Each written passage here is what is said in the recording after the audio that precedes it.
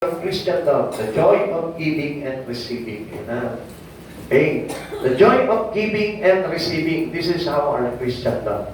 So, hindi lamang po yan dahil mahal kita, mahal kita, mahal kita. Puro the words that I love you. Hindi lamang po gano'n ang pag-ibig, kundi mayroon kang kaganapan na magbigay at tumanggap ng mga bagay pagdating sa iyong pagmamahal. Okay, tingnan po natin. Sabi po dito sa Luke chapter 6, verse 38. Sabi ko dito, magbigay kayo at bibigyan kayo ng Diyos gusto. Takang siksik, hindi ka tumakapaw pa, ang ibibigay sa inyo sapagkat ang takalang ginagamit ninyo sa iba ay siya rin gagamitin ng Diyos sa inyo. Okay? Listen, to the last word, nung kanina pinasa po natin, ang sabi po dito, sapagkat ang takalang ginagamit ninyo sa iba ay siya rin gagamitin ng Diyos sa inyo. Now, listen to this, people of God. Paano ka halimbawa magbibigay kung ikaw mismo pangit yung sukatan ng pagbibigay mo?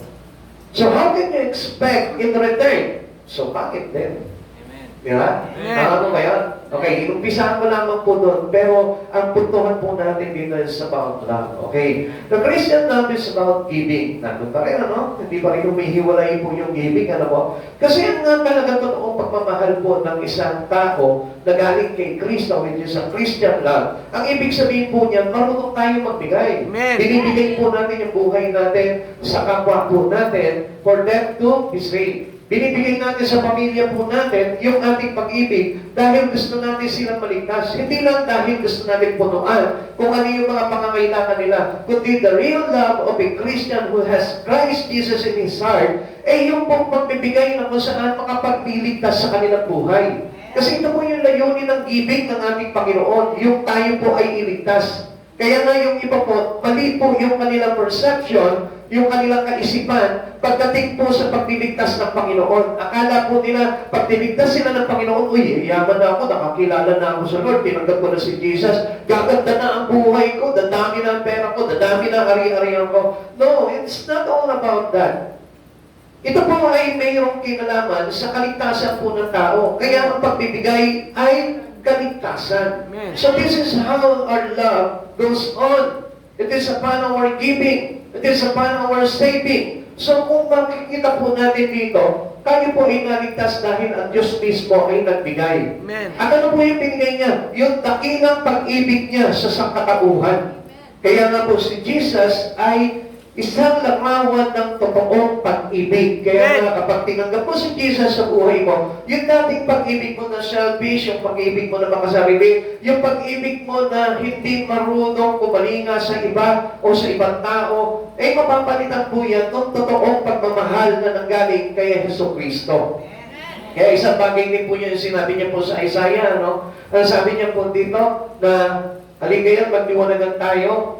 Kahit gaano kayong karumi sa inyong pagkakasala, lilinisin ko kayo, papalitan ko ang inyong puso at gagawin ko, puso masunurin, di ba? Lilinisin ko kayo at gagawin ko kayong busilak sa kabutihan. So, ano po bang ibig sabihin nun? Yung dating puso natin na marumi, kasi ang daming demand ng puso natin pag nagmahal eh. Kasi ninyo, kapag ikaw humanap ka ng mapapangasawa mo, mayroon ka agad standard of choice na gusto mo. Ay, gusto ko si Mr. Right. Hindi ka naman bibigyan ng Mr. Right kasi wala naman po talagang right person for us. Amen. Dahil wala po talagang righteous person. Kaya na maghanap ng Mr. Right yan. At ito na, dumating sa iyo yung Mr. Right. Pag nakilala mo ng todo yan, ako, meron pa rin palang wrong dyan. Amen? Lahat yan nakikita natin. Kaya nga tayo, nagdidemand tayo eh. Ang tao po kasi pag nagmahal, nagdidemand. Mayroon siyang hinihingi. Meron po siyang kailangan sa kanyang taong mamahalin. Kailangan mataangos ang ilong, kailangan maganda ang labi, kailangan maganda yung mata, kailangan maputi, kailangan matangkad, kailangan talagang sabihin po natin matipuno. Ganun po yung hinahanap natin. Pero sa kasawiang palad, hindi ganun ang binibigay sa inyo ng Lord. Opposite to what you are expecting. Amen. Ganun po kasi ang Lord eh. Kasi ayaw ng Lord ng ganung pagmamahal. Amen. Ang Lord po kasi gusto niya talaga tumibok sa puso mo yung totoong pagmamahal at hindi dahil lamang yan sa imagination mo na talagang dapat na para sa iyo. Naintindihan natin? Amen. Kaya yung mga expectation natin, di ba? Hinahanap niya yung mga tall, dark, and handsome eh. Kaya ngayon, ang nangyayari dito, pag nagkaroon ng boyfriend, tall, dark, and handsome man ng mukha. Ang kanya natatagpuan, di ba? Hindi handsome eh, kundi handsome man ng mukha. Kaya ngayon, naking pagsisisi mo ngayon, bakit ito binigay sa akin, Lord? Wapo yung gusto ko eh. Eh kaso nga, sa paningin ng Panginoon, wala pong pangit. Eh sa paningin ng tao, ang daming pangit eh. Di ba? Yung kulot lang ang buhok sa iba, pangit na yun. Yung kalbo, sa iba pangit na yun. Pero meron namang iba na ganda-ganda pagkakalbo. Amen? Pero gano'n, yung iba gusto nila matipuno, makisig. Pero yung iba naman, ang gusto naman, malaki tiyan. Diba? Kasi bakit? Kasi alam nyo, may advantage po kasi yung lalaking malaki ang tiyan. Bakit? Kasi magiging katuwang niya kapag sila'y nagkatuluyan at nagkaroon po sila ng supling. Pag nag-alaga po itong lalaking malaki ang tiyan, hindi siya hirap kasi nakapatok yung bata sa tiyan. Amen? Kaya mapalad yun dito, may mga asawang may tiyan. Kaysa naman puro abs yan, masasaktan yung bata kapag kinarga niyan. Amen? Amen. Kaya pumili kayo ng mga malalaki ang tiyan. Amen? Hindi ko yan. Ibig ko sabihin po dito, our measure is a good measure. Kailangan kapag tayo po talaga ay nagbibigay, kailangan there is always a right measure. Amen. Okay, Christ gave His life on the cross to provide salvation. Paano po ba nangyari po yan? Galatians chapter 2 verse 20. Hindi na ako nabubuhay ngayon, kundi si Kristo na nabubuhay sa akin. At habang ako'y nabubuhay sa katawang lupa, namumuhay ako sa pananalig sa anak ng Diyos na umibig sa akin at nagandog ng kanyang buhay para sa akin. Okay? Listen to the word. Listen to this word. Ano sabi niyo na lang, namumuhay ako sa pananalig sa anak ng Diyos na umibig sa akin at nagandog ng kanyang buhay para sa akin. Now, kung dito po tayo naging bunga or we are product of the love and the offering of God into us, alam niyo, dapat ganun din po tayo. Yun po yung nag-produce po sa atin para maligtas tayo eh. Sa pag-ibig at sa paghahandog ng ating Panginoong Jesucristo. Kaya dapat, supposed to be yung love po natin, it is the same how Jesus saved us. Amen. Kung paano tayo iniligtas sa Panginoon, dapat doon na po nakabase yung ating pag-ibig din po sa kapwa natin at especially sa ating Panginoon. Okay, listen to the heroes of faith. Heroes of faith gave their life as mass martyrs. So, kung makikita po natin dito, ang nagsulong po sa kanila para maging martyr po itong mga alagad po ng ating Panginoon, ay yung kanilang pag-ibig din po sa ating Panginoon. Kaya nga kung umiibig ka sa Panginoon, hindi mo nilimitahan ang Panginoon sa buhay mo. You can give your life, you can give your sacrifice, you can give your strength, your joy, everything in you, you can give it to God.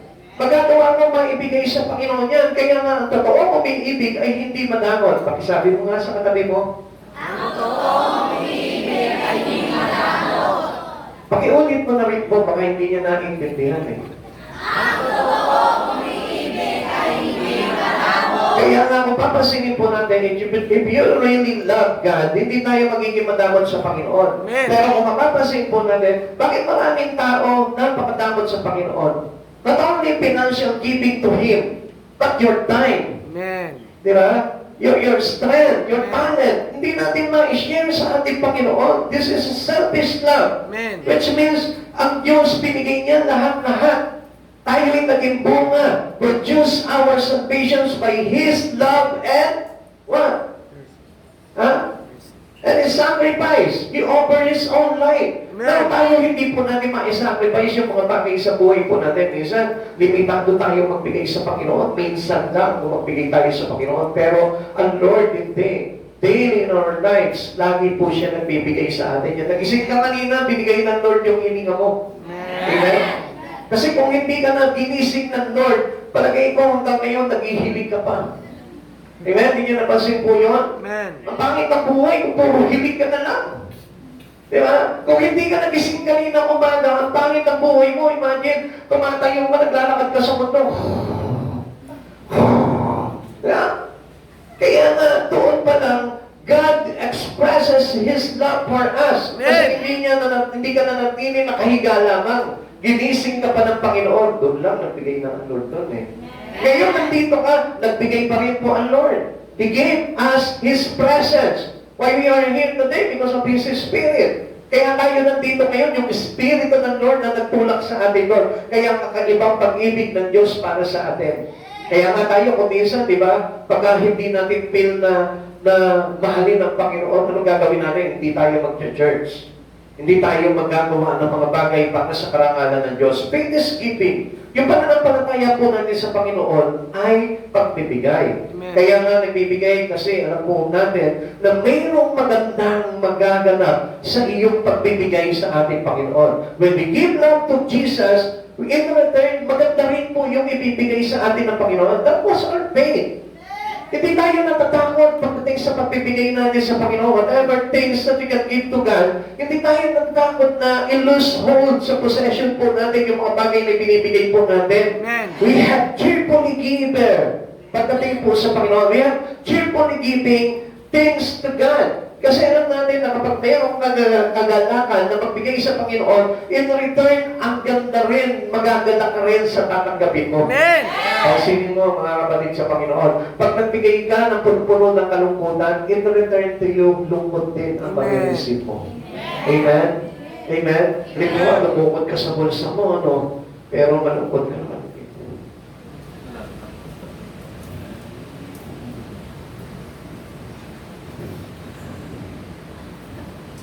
Pag-uwi mo ng bahay, puro kalungkutan ang marireceive mo.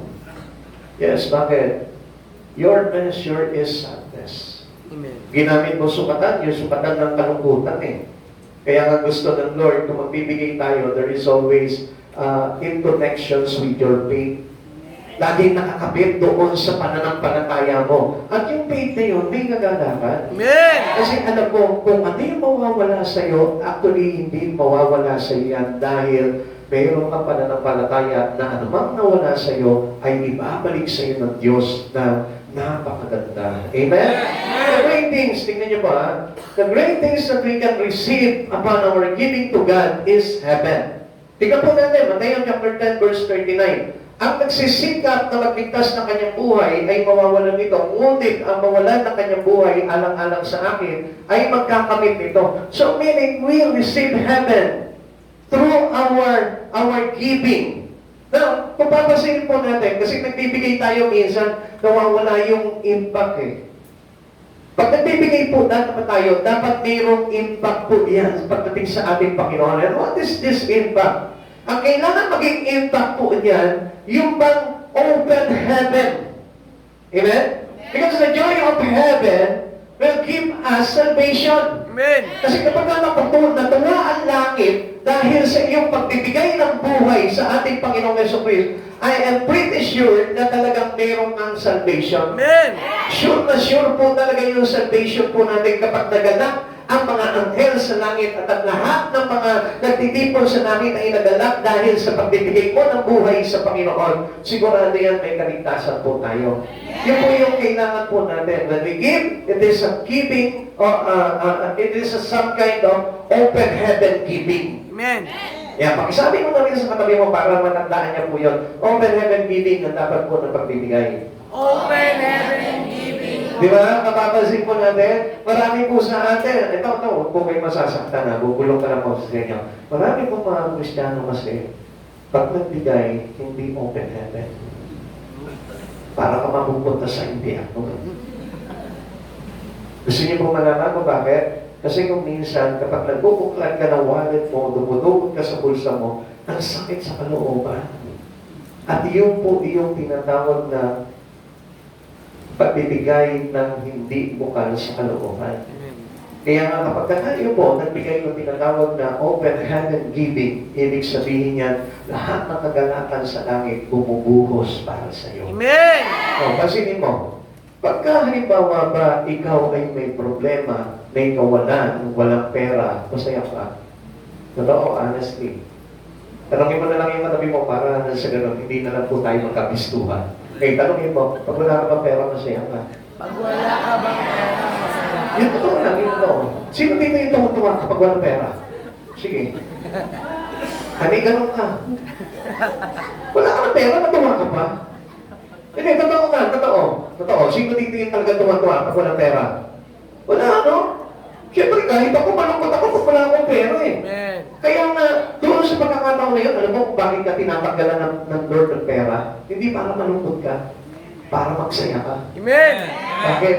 Kasi gusto ng Lord, pagdiwang yung puso mo, yung espiritu mo, para hanapin mo ang Panginoong Yeso Cristo dahil matatagpuan mo lang mga kagalakan kay Yeso Cristo. Kaya nga lagi ka mo ng pera kasi nakakalimutan mo ang Diyos sa buhay mo.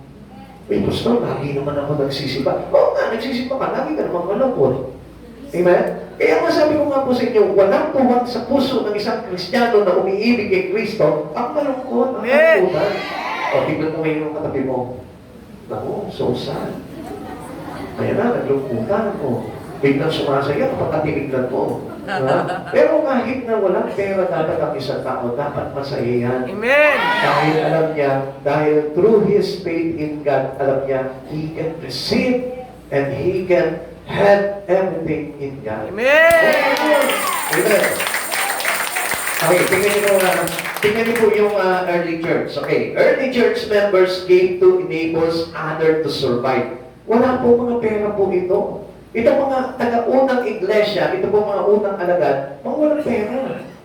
Mga kinakapos po sila sa kalagayan. Kaya ang sabi po dito, 1 chapter 4 verse 32, nag-aisa ang damdamin at isipan ng lahat ng mananampalataya at di itinuring ni naman na sarili niya ang kanyang mga ari-arian, kundi para sa lahat. Sabi niya, yung kanya ay para sa lahat. Amen. Hindi lang para sa kanya.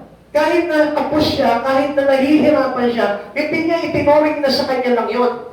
Kahit na kakunti lang yung meron siya, isinishare niya pa rin, ibinabahagi niya pa rin sa iba dahil para matugunan ang pangangailangan ng bawat iba, ng bawat isa. Amen. So dito makikita po natin, this is unselfish giving.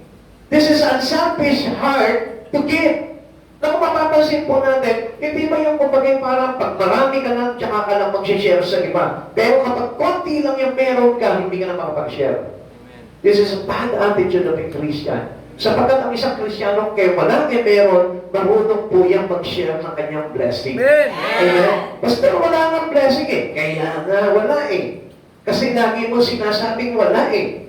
Kaya hindi dumadami yung blessing dahil lagi mo sinasabi yung words na wala. I have nothing.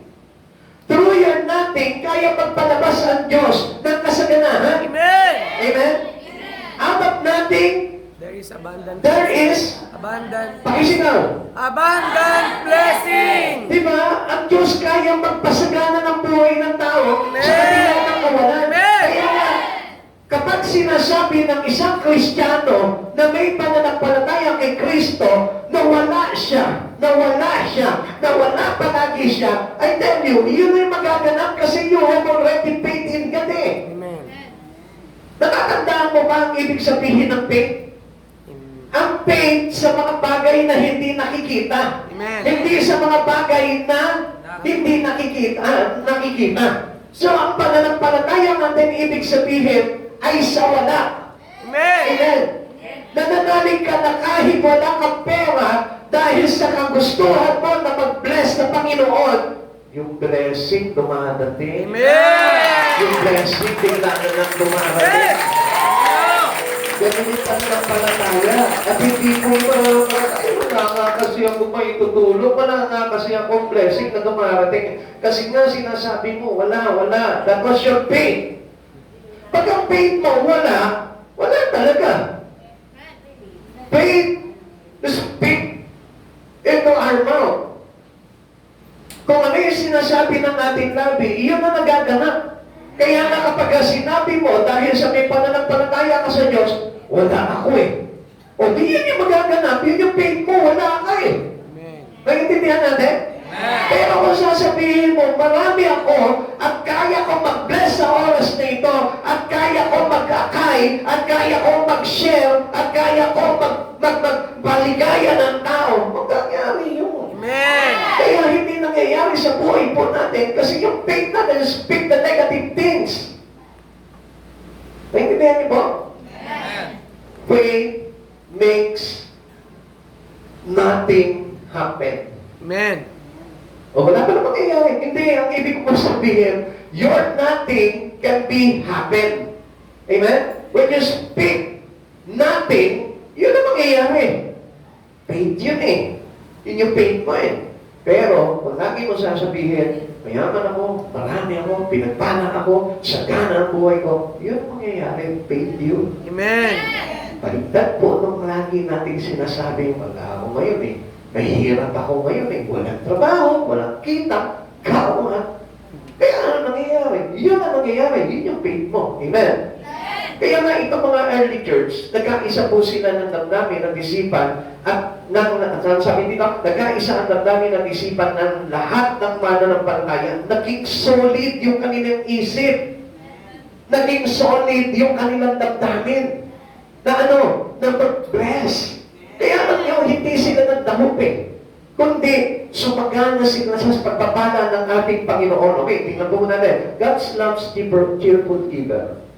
Pag may kagalakan po tayo at hindi ka nalulungkot sa pagbibigay, at alam niyo po kasi, when we give, don't say, I have nothing. Pag nagbibigay ka, huwag mo sasabihin, wala kasi ako eh. Ang totoong nagmamahal sa Panginoon kahit wala. Yeah? Pasin niyo po? Sino mo dito yung nagmahal ng totoo? Ano po, yung iba hindi na nagmamahal ng totoo. Hindi tayo magkakaintindihan. Ibig sabihin, hindi mo minahal yung mga anak mo, hindi mo minahal yung asawa mo, hindi mo minahal yung mga sariling pamilya mo. Kasi kung ano nasa isip niyo, gusto niyo ito, jowa. Okay. Hindi yun. Ibig sabihin, meron kang pag-ibig talaga. Existed po yung pag-ibig po natin. Ang Diyos, hindi mo ba minahal? Minahal. Diba? O, di ba? Now, tingnan niyo po ha. Kapag ikaw nagmamahal ka, kahit wala ka, gumagawa ka ng paraan para sa mahal mo. Amen. Sino dito yung may mga anak? Na kahit nahirap ka na, kahit masakit na attitude mo, gagawa ka pa rin ng paraan para sa anak mo. Amen? Amen. O, ano tawag doon? Mahal. O, tingnan nyo, hindi nyo alam. Yun pala yung pagmamahal. Yes, kaya ka nga nagpapakahirap eh. Jesus sacrificed His own life because He loved us. Amen. Jesus nailed from the cross because He loved us. Jesus died because He loved us. Jesus put into the grave because He loves us. Jesus resurrected because He loved us. Ngayon, sasabihin mo, hindi ka nagmamahal. Eh, bakit ka nagpapakasakit sa pamilya mo? Na kahit na sinisigawan ka ng anak mo, pinoprovide mo pa rin yung pangangailangan niya. Because you love. Amen. Because of your love. Amen. Na kahit na sinusuway ka palagi ng anak mo, nagpo-provide ka pa rin sa pangangailangan niya. Because you love. Kahit na binabaliwala ka ng anak mo, pero pinapakain mo pa rin, pinagluluto mo, pinaglalaba mo, pinapasok mo pa rin sa school. Because you love. Amen. Hindi natin alam, ikala natin, ang lablang yung basa, napukol, sige ka, kita. Hindi ka naman pag-ibig. Ang love talaga, nagsasakripisyo. Amen. Amen. Kaya nga, kung love mo si Jesus sa buhay mo, ganun din ang gagawin mo. Na kahit nahihirapan ka, kahit wala ka, kahit mahirap ka, kahit nasabi mo, marami kang problema, kahit may karamdaman ka, dahil love mo si Jesus, gagawa ka pa rin for the glory of God. Amen. And this is how we give cheerfully. Ganun yung pagbibigay ng may gagalakan.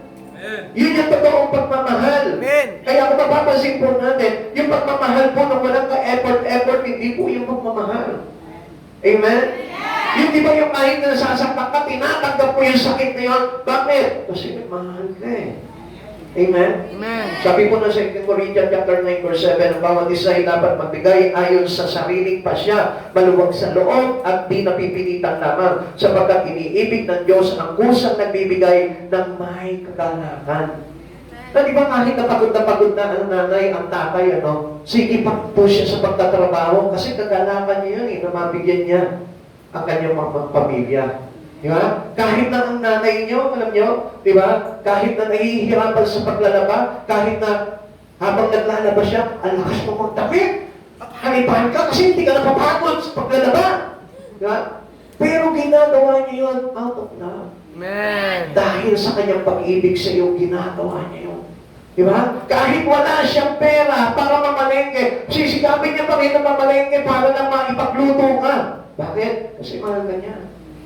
Di ba? Amen. Kaysa ka, habang nagluluto si nanay, pinagpe-prepare ka ng pagkain, pinagpe-prepare ka ng ulam. Anong ginagawa mo? Ikaw, cellphone ka lang ang cellphone. Tapos pag pinawalan ka ng nanay mo na, huwag ka naman mag-cellphone yan, tulungan mo ako sa pagluluto. Bahala ka na dyan, nanay! Kaya mo na yan!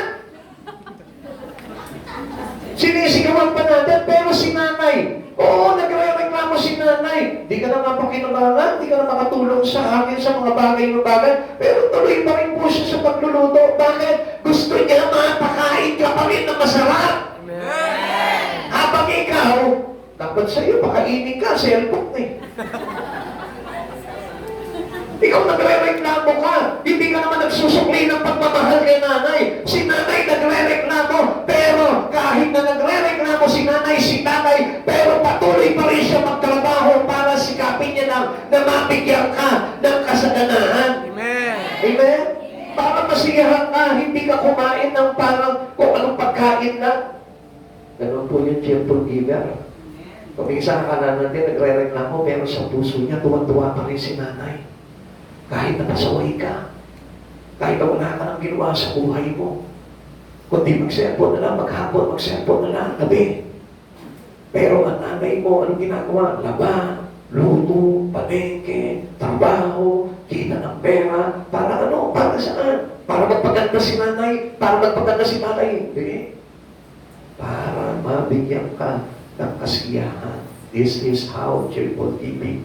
Amen. Kahit pagod ka na nakakapunta sa church, kahit pagod ka sa trabaho, kahit pagod ka sa pag-aaral, pinipilit mo pa rin makagawa sa Panginoon. This is how cheerful giver. Amen. May kagalakan ka pa rin na mahandugan ng papuri pagsamba ng Panginoon na ito dahil may kagalakan ka na magbigay sa ating Panginoon. The Lord's command us to give. It is a command of God.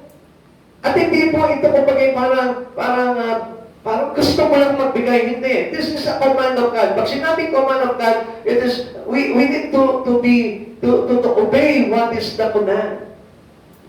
Yung meron pa rin po tayo talaga na pagpupursige na sundin kung ano yung gusto ng Diyos na sinasabi sa atin. The Lord's commands is clear, give. Sabi ng Lord, magbigay ka.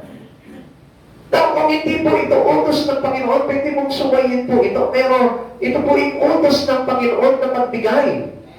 Amen? Alam niyo kung minsan, alam ng Diyos na kailangan po natin talaga ng mga bagay-bagay sa buhay po natin. Pero bakit tayo tinuturuan ng Lord na magbigay? Amen. At ang lahat tayo may pangangailangan. Supposed to be, dapat ang command ng Lord, receive.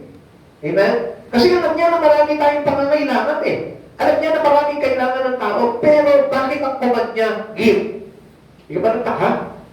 Lord, wala na nga kami. Hindi mo nga kami binibless, Lord. Kung susundan ako ng Panginoon, Lord, kulang nga yung budget natin eh. Pero bakit ang tanong pa, ang sabi pa, ang command pa, ang utos pa ng Diyos is to give? Hindi ka nagtaka doon? Kung bakit? Kasi gusto ng Lord na sumagana ang buhay mo, pero kailangan matutunan mo muna sumunod na mawalan ka bago ka magkaroon. Amen. Amen. Like, for example, bakit ka nagtatrabaho? Ha? Bakit ka nagtatrabaho? Wala na. Para kumita. Gusto ko lang magtrabaho. Hindi, bakit gusto mo talaga magtrabaho? Bakit ka nagtatrabaho? Okay. Para kumita. Para kumita. Pero hindi mo ba alam na mayroong nawawala sa iyo kapag ka ikaw ay nagtatrabaho? Hindi niyo alam yan, ano? O ano nawawala sa iyo? Oras. Oras lang? Buhay. Ha? Ang tanging nawawala sa isang tao kapag nagtatrabaho, yung kalayaan niya. Amen. Hindi niyo alam yan? Yung kalayaan niya na makagawa ng maluwag sa kalooban niya. Pansin mo, kapag nagtatrabaho ka, para ka lang nakakulong sa trabaho mo. Obligado ka na sumunod tungkol sa mga pinakatrabaho sa iyo. Baka wala ng kalayaan, pero still, sinisika mong gawin yun. Bakit? Kasi kailangan parang may matanggap ka. Amen? Hindi niyo man napansin po yun? Nawawalan ka ng panahon sa pamilya mo. Nawawalan ka ng panahon sa Diyos. Nawawalan ka ng panahon sa sarili mo. Nawawalan ka ng panahon para sa kasiyahan mo. Bakit? Kasi nakakulong ka doon sa trabaho mo. Amen. Dahil alam mo, meron kang matatanggap. Now, pansinin mo sa Panginoon. Bakit sa Panginoon minsan natatakot tayo? Nawawalan tayo ng panahon sa pamilya. Mawalan ka ng panahon sa trabaho. Mawalan ka ng panahon sa pag-aaral. Mawalan ka ng panahon doon sa mga bagay na ginagawa mo sa buhay. Hindi ka natatakot pagdating sa Lord. Kaya paano po tayo makaka-receive pagdating sa Panginoon? Kaya nga sabi ng Lord, His command is give. Magbigay ka ng panahon sa akin. Gusto mo makaka-receive sa akin? Magbigay ka ng panahon sa akin. Magbigay ka ng labor para meron kang gantimpanan na tanggapin sa akin. Kasi sabi ng Lord, our labor in God is not in vain. So, ibig sabihin, hindi masasayang yung pagpapagal natin. Kaya lang, ang sabi ng Lord, His command is give. Amen. When you love God, you give. Amen. Kaya nga pagdating sa church, ang daming give. Amen? Kaya kung mapapasin po natin dito, ang daming hinihingi ng Panginoon eh. Ano yung hinihingi ng Panginoon?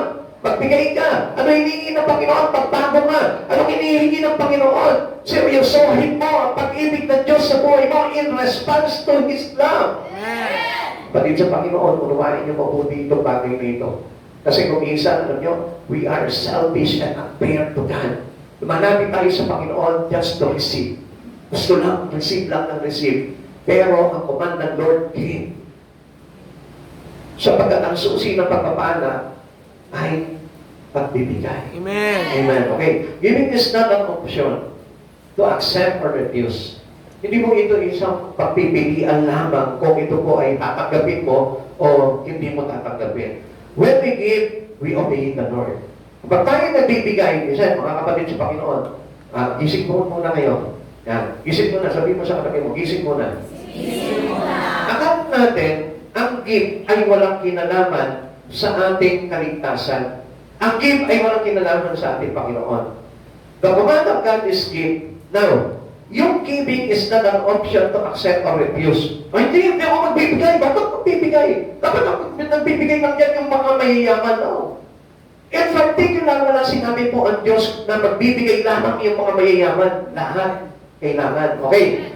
When we give to the poor, we lend to the Lord. Tingnan mo ha. Kapag tayo, halimbawa, let's say, mahirap ka, nagbigay ka, ito ay pagbibigay na parang sa Diyos po tayo nagpapahirap. Di mo po ba alam yun? Kaya nga kapag habang nagbibigay ka, ang Diyos nagbabayad sa iyo. Amen. Bakit? Paano po ba nangyari po dito? Tingnan niyo po ha. Kawikaan chapter 19 verse 17. Parang pagpapauna kay Yahweh ang pagtulong sa mahirap at pagdating ng panahon, si Yahweh ang magbabayad. Amen. Now, every time that you give into a poor, into your church, into someone, parang ang Diyos ang nagkakautang sa iyo na pagdating ng araw, babayaran niya sa iyo yung mga bagay na yun na ibinigay mo. Amen. That's why God teach us to give.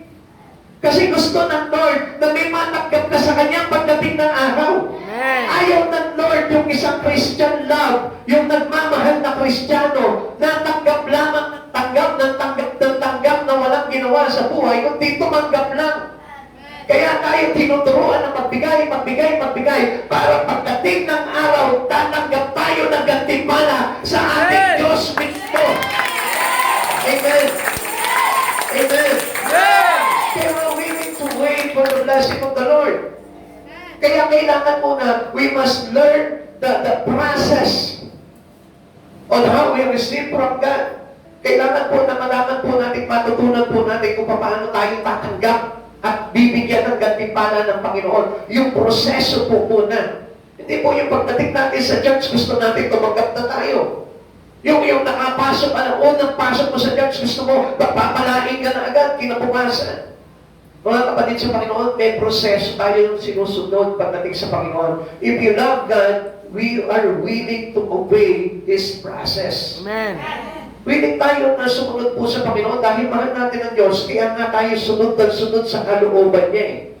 Our salvation, sabi po dito, when we give, we follow the example of Jesus. Kapag tayo po ay nagbibigay, sinusunod natin yung example ni Jesus. Our salvation should remind us to give. Hindi niyo po ba napansin, si Jesus po mismo, binigay niya yung kanyang sarili. He gave His only begotten Son. Amen. Para na sa ganon, maligtas po tayo. He who was rich became poor. Si Jesus na mayaman. Pero ano nangyari? Naging mahirap siya. From heaven, he is king, he is the prince. Siya po yung kumbaga parang the most high, he is almighty God doon sa langit. Pero pagdating niya dito sa baba, dito sa mundo, ano nangyari sa kanya? Isang alipin. Naging tao. At hindi lang basta tao, kundi nagpakaalipin.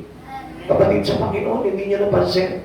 Dahil sa pagmamahal po natin sa pamilya natin, willing tayo na, halimbawa, mag-ibang bansa tayo, we need to sacrifice our joy, we need to sacrifice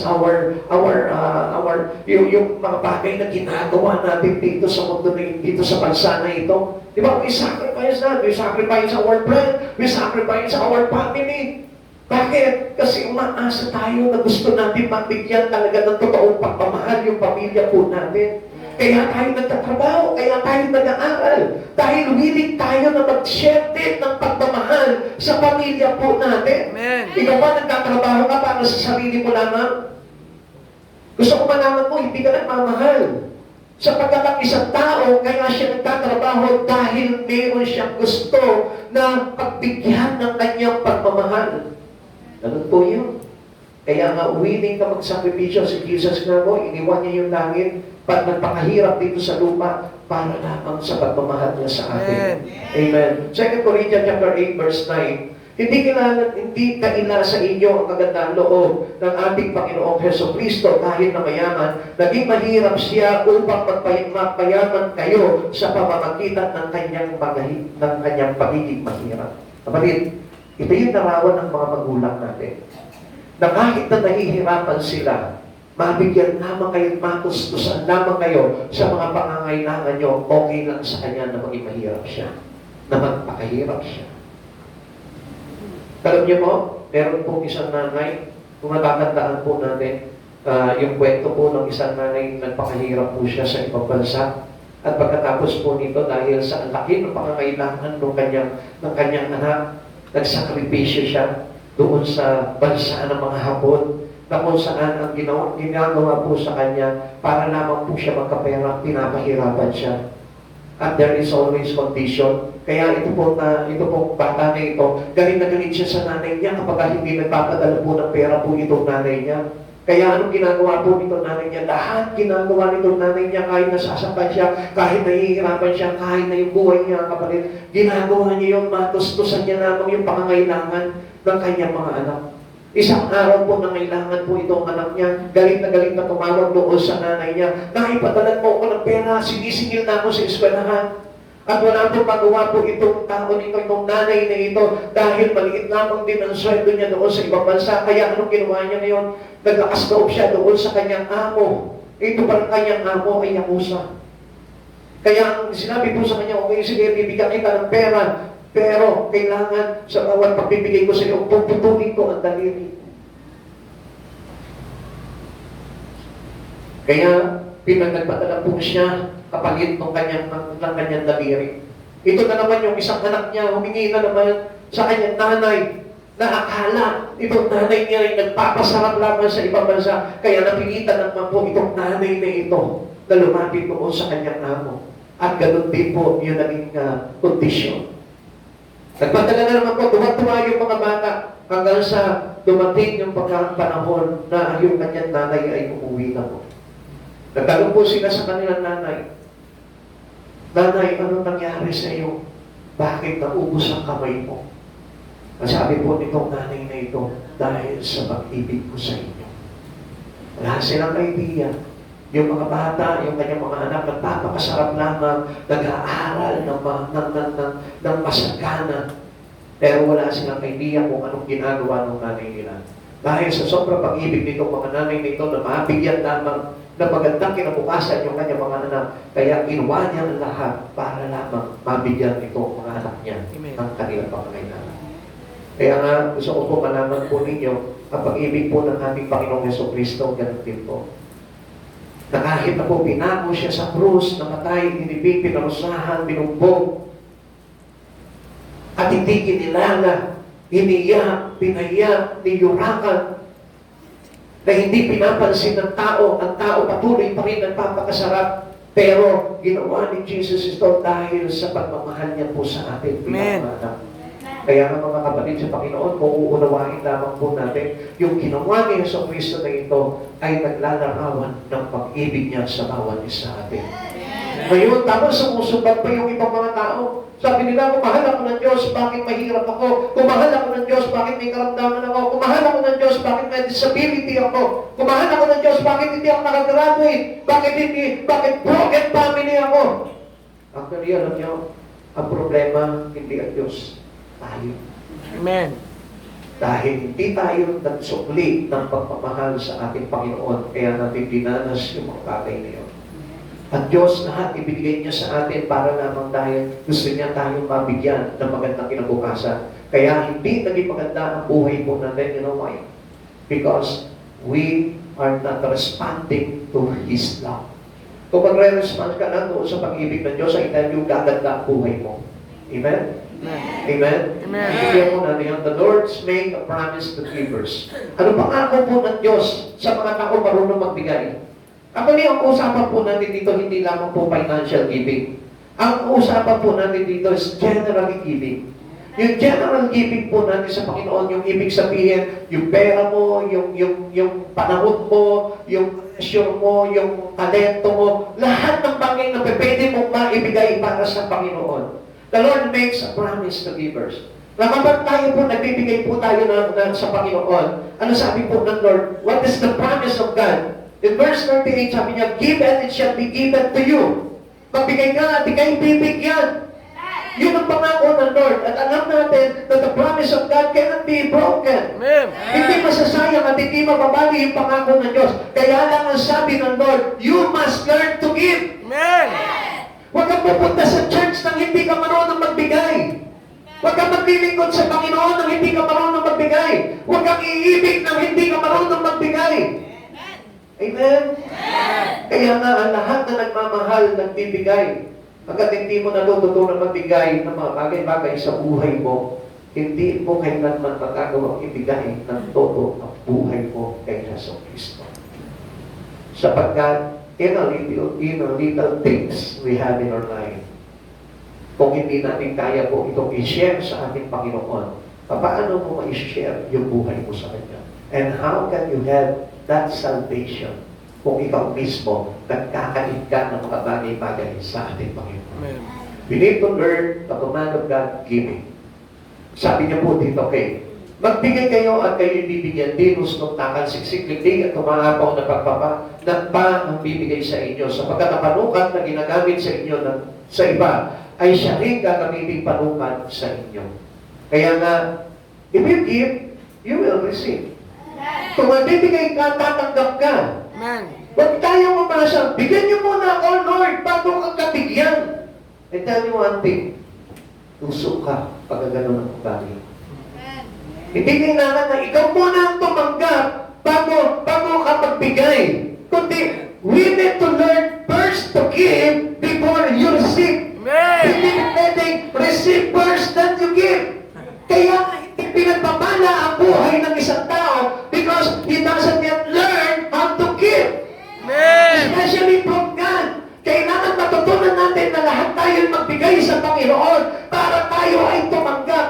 Amen. We are not selfish lovers. Hindi po tayo nagmamahal ng buong kasakiman. Kundi ang nagmamahal, nagbibigay. Ang nagmamahal, nagpaparaya. Ang nagmamahal, nagsasakripisyo. Ang nagmamahal ay maibigay. Amen. Pero po istorya po ng dalawang mangingisda.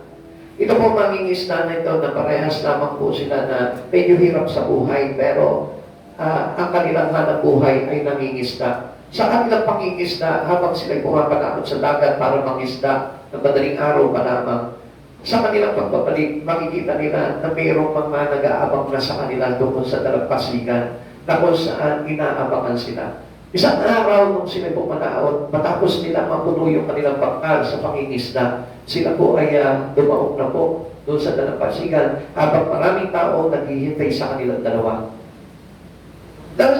Dumating na po sila, nanghingi po itong mga tao na ito dahil gusto nila na magkaroon ng kahit na konti man lamang na huli, bahagi doon sa mga nahuli ito, mga tao nito. Yung isa ay talagang ibinahagi niya yung maraming na nahuli niya dito sa mga tao na doon. Tapos naman po yung isa ay hindi po nagbigay man lamang. Pinagkaitan niya yung mga tao nito. Hanggang sa isang umaga na naman po, habang sila po ay pumanahon, nakahuli ng isda, bumalik sa dalampasigan, nag-aabang sa kanila ang tao. Ganun na naman po yung naging yung kalagayan po. Yung isa, nagbigay, sinare niya lahat ng kanyang huli niya, at pagkatapos itong isa ay sinolo niya lamang yung kanyang huli. Hanggang sa ikatlong pagkakataon, nagulat na lamang po itong dalawa na ito, na pagbalik po nila sa dalampasigan, ang inaabangan na nitong mga tao na ito, doon na sa may portion na kung saan yung nagbibigay sa kanila, at doon sa isang hindi nagbibigay, hindi na po sila nag-abang. Hanggang sa kinabukasan na naman po, habang sila ay nandun sa kalagitnaan ng dagat, biglang umihip po ang malakas na hangin at nagkaroon ng malakas na bagyo hanggang sa silang dalawa ay nalubog sa dagat. At sa kabutihang palad, nang sila po ay humingi ng saklolo, sumigaw sila at nagdatingan po itong mga tao na ito. At alam niyo po ba ang nangyari? Ang tulong ay nakuha ng taong mapagbigay, subalit yung isa ay hindi nila pinansin. Ano po ba kung mapapansin po natin na simpleng istorya pero napakalaki ng kahulugan? Alam niyo po ba na kapag tayo'y nagtatanim tayo ng maganda sa kapwa natin, ay aante rin po tayo pagdating ng araw ng maganda sa kapwa natin. Amen. Better to learn first to give before you receive. Amen. Mga kapatid sa Panginoon, pag hindi mo natutunan na magbigay, gusto kong malaman mo, hindi ka rin tatanggap pagdating sa mga bagay sa ating Panginoon. Kaya nga dapat po natin matutunan po yun. Because this is not a command of God. This is not an optional. Na pwede natin sabihin, okay, tinatanggap ko na matuto ko magbigay. O yung iba naman sasabihin nila, ayoko magbigay. This is not an optional. We need to learn how to give. Amen. Kailangan na ang tao na talagang umiibig sa Panginoon ay matutunang magbigay sapagkat your salvation is based upon the giving. Naligtas ka dahil sa pagbibigay ng Diyos. Amen. Naligtas ka dahil ibinigay niya yung kanyang bugtong na anak. John chapter 3 verse 16. At alam niyo po ba ang isa pang benepisyo ng ating pagbibigay pag tayo po inatuto mo? When people learn to give, it breaks many things in life. Maraming nabe-break sa buhay ng tao kapag natutunan mong magbigay. Una, your emptiness, yung iyong kawalan, Amen. yung iyong mga pagkukulang, napupunuan ng Panginoon habang natututunan mo na magbigay sa Panginoon. Your sickness, upon giving, you will receive healing. Amen. Amen? Amen. Paano mangyayari yun? If you truly give your life to Jesus, you will receive healing. Amen. Kaya lang, alam niyo po, marami po sa tao nangihingi lamang po ng healing pero hindi naman po talaga totoo nagbibigay ng buhay sa Panginoon. God knows that. Amen. Hindi natin malilin lang ang Panginoon. If you really wanted to have healing, kung may karamdaman ka, ibigay mo ng totoo, buong katotohanan ng buhay mo sa Panginoon, and you will receive healing. Amen. Trouble. Kapag may kaguluhan ka, you need peace. And where is peace came from? Saan po ba nanggagaling ang peace? Sa ating Panginoon. Hardship, yung iyong mga paghihirap. Sino magbibigay ito ng kagaanan? Jesus. Come to me, all who are weary and heavy laden, and I will give you rest. Ang Diyos ang nagbibigay ng kapahingan, broken relations to God, who will reconcile us to the Father, Jesus. Kaya, there is no option. Amen. Wala tayong pagpipilian, kundi bigay natin ang buhay po natin sa Panginoon. You must learn to give. Giving to God is for our forgiveness and abundance. Pag nagbibigay din tayo sa Panginoon, alam niyo po ba, mayroong kinalaman din yan sa pagpapatawad sa atin at sa kasaganan mangyayari sa buhay natin. Leviticus chapter 23 verse 19. Magdadala pa kayo ng isang kambing na lalaki bilang handog para saan? Kapatawaran ng kasalanan. At 2 kordero na tig-iisa, taong gulang bilang handog para pagkapayapaan. Kasalanan ka sa Panginoon. Suyuin mo ang Panginoon. Marami ka nagagawang kasalanan sa Panginoon. Suyuin mo ang Panginoon. Bigyan mo ang Lord. Amen. Sapagkat kailangan na makahupa yung buod ng Diyos sa mga kasalanan mo para na sa ganun, tayo ay mapatawad. Amen. Mga kapatid sa Panginoon, tayo lahat natutupo tayo sumuyo. Natutunan niyo na po ba na suyuin yung mga mahal niyo sa buhay kapag nagagalit sa inyo? Amen. Natutunan niyo po ba yun? Hindi po ba, paano tayo magsuyo? Minsan, di ba, we give something precious to them. Amen? Amen. Sometimes we buy them clothes, we buy them a food, we buy them roses and chocolates. Binibigyan natin sila ng mga ganun para humupa yung galit sa kanilang puso. Ha? You give them a smile. Di ba? Hindi ka sasalubungin mo ng galit din, di ba? Kundi binigyan mo sila ng mga bagay-bagay sa buhay mo dahil sumusuyo ka. Walang sumuyo na hindi nabigay. Amen. Amen. Even your love give to those people you hate. Ang isang tao na kapag marunong sumuyo, madaling makapagpalambot at makapagpahupan ng galit. And this is what God needs for us. Ito po yung gusto ng Diyos din po sa bawat isa sa atin. Matuto ka sumuyo.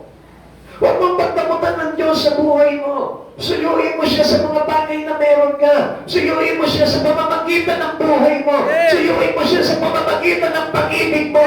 Suyuin mo siya sa talento mo. Suyuin mo siya sa kayamanan mo.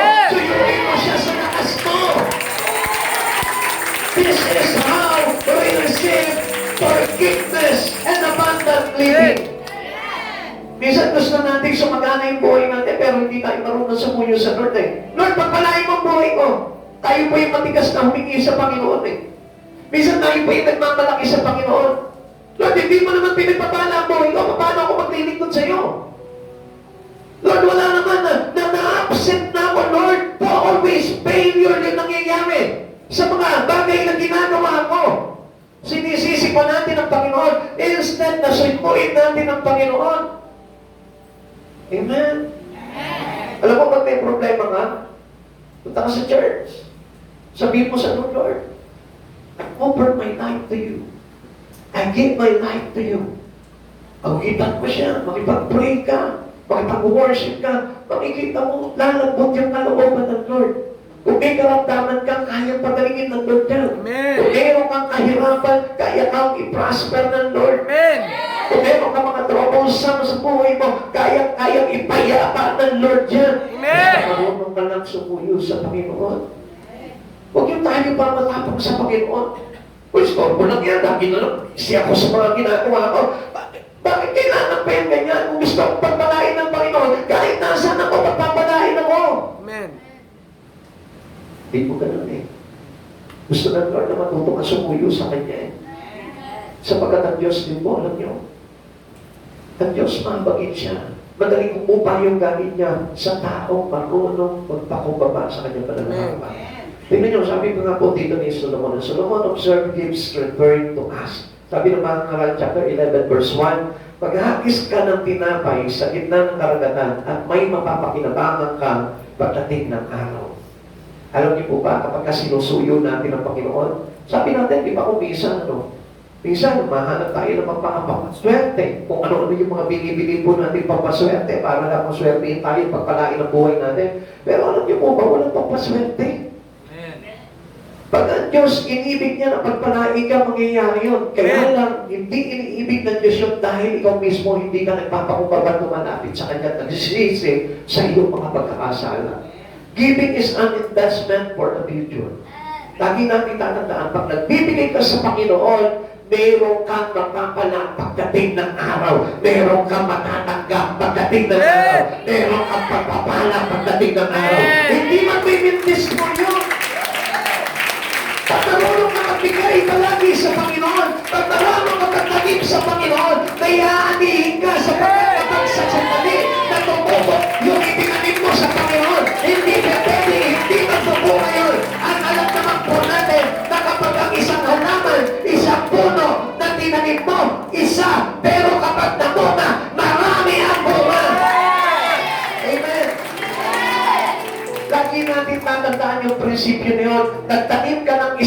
pero marami ang ibinubunga. Pansin niyo ang isang palay. Ang isang binhi. Pag yan po ay tumubo, pag napunga yan, iisang buwan lang po ba ng palay ang ibubunga niyan? Hindi. Halos yung bunga yung palay na binubunga po nun. Amen? Amen? Amen. Pansinin niyo po ang isang puno ng mangga, isang puno pero humihitik sa bunga. Amen. Kaya na whatever you plant into your giving to God, I tell you, yung bagay na ibinigay mo yun, sasagana po yun. Ano sabi po dito? Magbigay ka at ikay bibigyan mo stok takal, siksik, nigdigan, umaapaw, paano pagpapala? Amen. Hindi po sinabi ng Lord, kung ano yung binigay mo, tutupasan lang din ng Lord yung binigay mong yun. Ang Diyos sagana magpala, kaya lang, we need to learn how to give. Amen. Pero hindi na basta mag-give, kundi yung talaga bukal sa kalooban natin. Giving is like sowing seed. Para ka nagtatanim ng isang buto na kung saan pag tumubo, sasagana ang buhay mo. Without sowing, there's no reaping.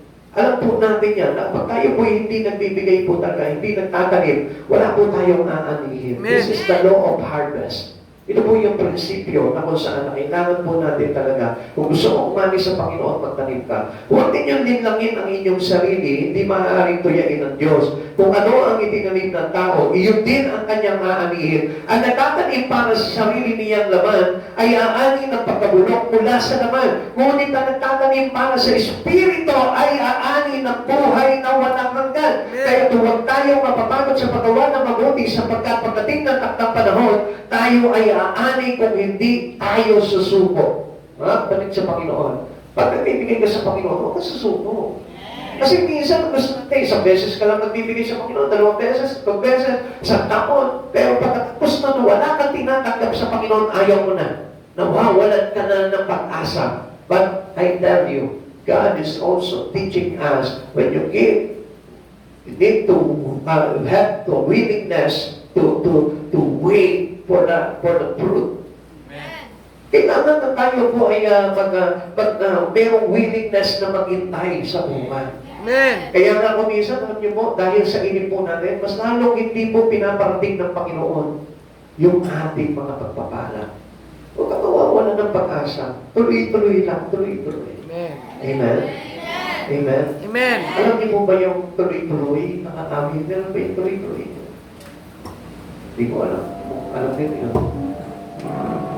Tuloy-tuloy, tuloy-tuloy, tuloy-tuloy ang pagpapala. Tuloy-tuloy, tuloy-tuloy, tuloy-tuloy ang pagpapala.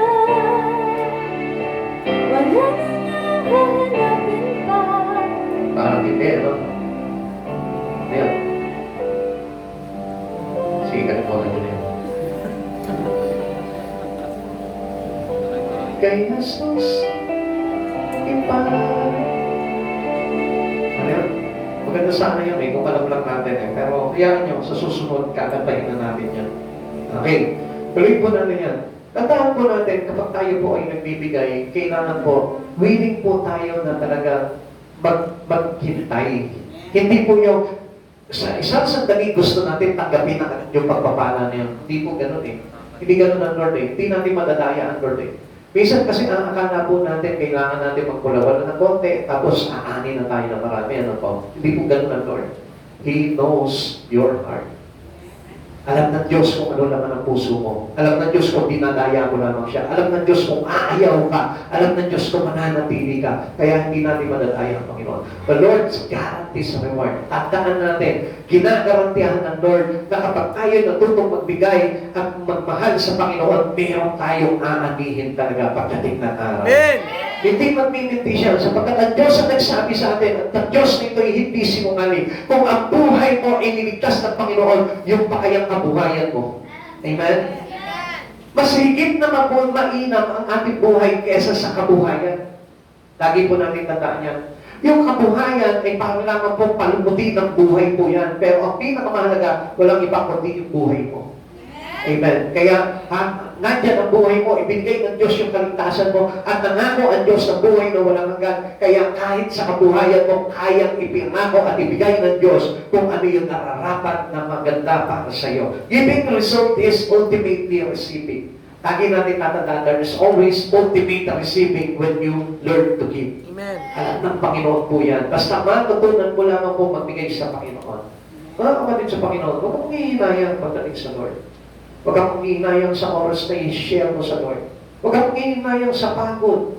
Huwag kang hihinayang sa mga bagay na ibibigay mo sa Kanya. Huwag kang hihinayang sa pera na ibibigay mo at ikakalo mo sa Panginoon. Huwag kang hihinayang sa lakas na ibibigay mo sa Kanya. Huwag kang manghihinayang sa mga anak mo na ibigay sa Panginoon. Huwag kang manghihinayang sa buhay mo na ibigay sa Panginoon. Huwag kang manghihinayang kahit na sa magandang talento na ibigay sa iyo. Ipagamit mo sa Panginoon sapagkat there is always ultimate receiving someday pagdating ng panahon. Amen. Hindi po masasayang ang mga bagay na yan. Our labor is not in vain. Kahit kailan ang Diyos na ito hindi papayag na ikaw lamang ang nagbibigay sa Kanya, kundi ang Diyos, alam natin, sagana magbigay ang Panginoon. He is open the floodgate of heaven and He will pour overflowing blessing in you. Alam po natin, that's always reward generosity. When we give with the right heart, kung tamang puso ng pagbibigay, He rewards us in every area of our lives. Lahat ng area ng buhay mo, pag tama ang pagbibigay, I tell you, lahat ng area sa buhay mo sasagana. Yung mga anak mo, yung asawa mo, yung tahanan mo, yung kabuhayan mo, everything, every parts of your life will be overflowing blessing. Bubuhos ang katipanan ng Diyos kapag tayo po ay matutunan natin yung tamang pagbibigay na mula sa puso. These rewards are good measure. Yung tamang puso, this is the measures that we need to use in giving. Yung tamang puso, ulitin ko po sa inyo, the right heart, yung po yung right measure na kailangan natin maging sukatan. Hindi ko yung basta tutukot ka sa bulsa mo, ibibigay mo sa Panginoon. That is not the right measure. Amen. Bago ka tumukot sa bulsa mo, bago ka tumukot sa kaban, bago ka tumukot sa wallet mo, tumukot ka muna sa puso mo. Amen. Uulitin ko po sa inyo, when you give to God, bago ka tumukot sa bulsa mo, bago ka tumukot sa bangko, bago ka tumukot sa wallet mo, tumukot ka muna sa puso mo, para na sa gano'n, maging masarap at tama ang sukatan na gagamitin mo sa pagbibigay. Amen. Ang sabi dito, when you use a good measure, which means a good heart, yung tamang pagbibigay ay mayroong tamang puso. Amen.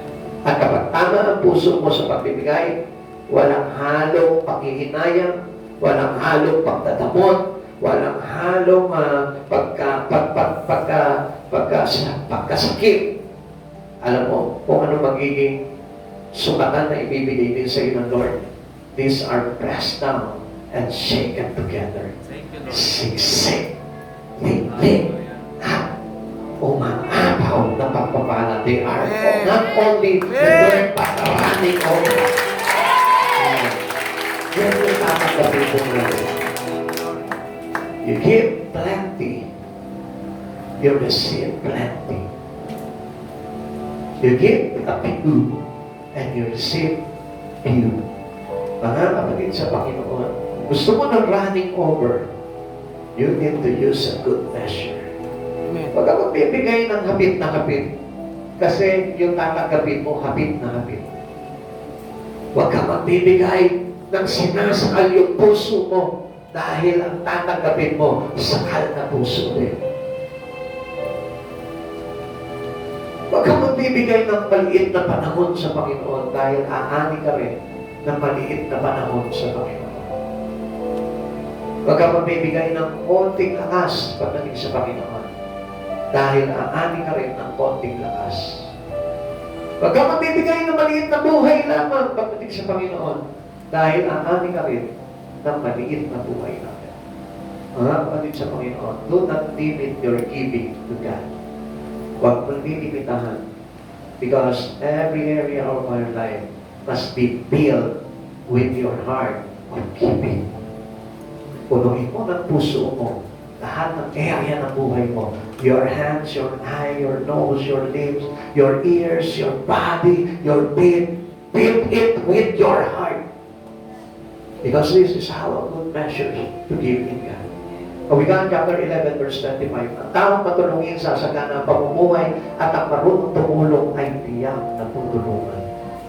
Someday, pag tayo po ay pumanaw sa mundo pong ito, asahan mo ang Diyos dahil ikaw ay naging giver pagdating sa Kanya, sasalubong mismo sa iyo, hindi ang mga anghel, kundi si Jesus mismo. Because He is the way, the truth, and the life. And no one comes to the Father except through Him.